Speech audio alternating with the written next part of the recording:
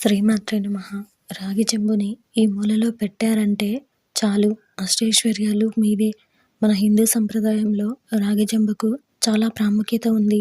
చాలామంది రాగి చెంబును కలశం పెట్టేటప్పుడు ఎక్కువగా ఉపయోగిస్తూ ఉంటారు.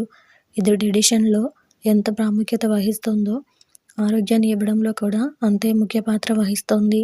ఆరోగ్య సమస్యలతో కానీ, డబ్బు సమస్యలతో కానీ, శత్రు సమస్యలతో కానీ బాధపడే వారికి రాగి చెంబుతో చేసే నివారణలు చాలా బాగా సహాయపడతాయి. మీరు కూడా మీ కుటుంబాన్ని అష్టైశ్వర్యాలు కలిగించుకోవాలి అంటే రాగి చెంబును ప్రత్యేక స్థానంలో ఉంచాలని వేద పండితులు సూచిస్తూ ఉన్నారు. ఆ స్థానం ఏంటో ఇప్పుడు తెలుసుకుందాం. మీరు ఇలాగే మరిన్ని మంచి విషయాలు తెలుసుకోవాలి అనుకుంటే మన ఛానల్ని సబ్స్క్రైబ్ చేసుకోండి.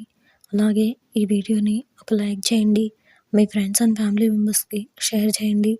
ఇంకా విషయంలోకి వెళ్తే, ఈ నివారణ కోసం అష్టలక్ష్ములు కలిగిన రాగి చెంబును తీసుకొని బాగా శుభ్రం చేసి పసుపు రాయాలి.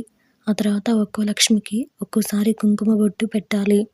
ఒక పసుపు దారానికి తమలపాకును చుట్టి రాగి చెంబుకు కట్టాలి.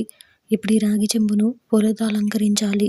ఇలా అలంకరించిన రాగి చెంబును ఈశాన్యం వైపు ఒక విస్తరాకు వేసి పసుపుతో ముగ్గు వేయాలి.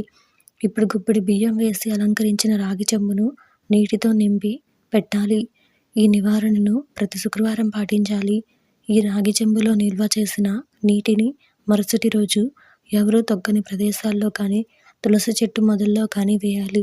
ఇలా 9 శుక్రవారం పాటు చేయడం వల్ల మన ఇంట్లో ఉన్న అష్టదరిద్రాలు వెళ్ళిపోయి అష్టలక్ష్ములు మన ఇంట్లోకి అడుగు పెడతారు. దీనితో ఇంట్లో ఉన్న ఆరోగ్య సమస్యలు, కుటుంబ గొడవలు, చికాకులు, ఆర్థిక సమస్యలు, ఉద్యోగ సమస్యలు వాటికి నివారణ కలుగుతుంది. మరియు కుటుంబం అభివృద్ధిలోకి, కుటుంబ సభ్యుల పేరు ప్రతిష్టలు పొందుతారు. ఈ నివారణ పాటించడం కంటే ముందు ఎవరైతే అష్టలక్ష్ములతో ఇంటిని తులతూగాలని కోరుకుంటూ ఉంటారో అటువంటి వారు దాన ధర్మాలు చేయడం, స్త్రీలను గౌరవించడం, వృద్ధులకు సరైన పోషణ కలిగించడం వంటివి వల్ల కూడా సుఖశాంతులు కలుగుతాయి. కావున ఈ నివారణ పాటించి వెంటనే మీ కష్టాలకు నివృత్తి కలిగించుకోండి.